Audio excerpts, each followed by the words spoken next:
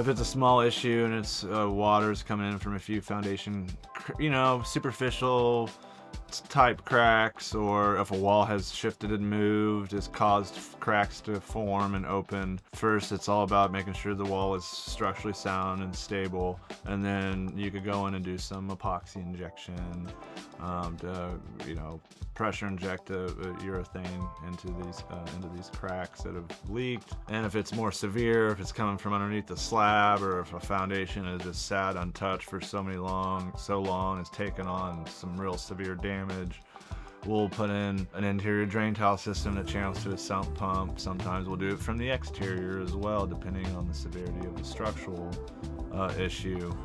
Cinder block style walls, stone type walls, generally, it's gonna look to call for probably a drain tile repair, because you can tuck point cracks, you can do some grouting along some of these coarse type walls, but it may slow the water down, but it just never stops it fully from coming in. So a lot of I like the interior drain tile systems for the older homes, and just as needed. I'm not trying to, if one wall is leaking on a house, any kind of foundation, well, I'm there to assess just that. The whole thing doesn't need a trench system. I know there's not a lot of people do, but there's people that go in and go, oh, we need to wrap the whole basin with a drain tile. It's like, well, why would I do that if this is the only place that's leaking? So I'm like to be that logical thinker. Let's address the situation at hand as opposed to anything else that comes with it.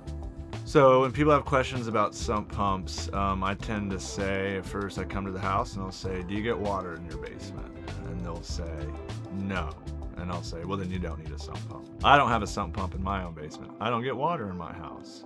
But then when I go to a place where the guy says, hey, I have a couple foundation cracks that are leaking water. I heard I need a sump pump. Well, probably not. We're going to try to, if it's a poured foundation wall, we could probably do a little epoxy injection, and, it's kind of, I like to start small with things. But if it's like a lot of water coming in through a stone cinder block poured foundation wall with big cracks, or over off like 60th and Mission Road, there's a natural underground water table in that area under the soil. So putting in a sump pump might not be a bad idea to just help keep the water pressure down below the foundation itself. But I tend to sell sump pumps if it's needed to help control water that has made its way into the basement.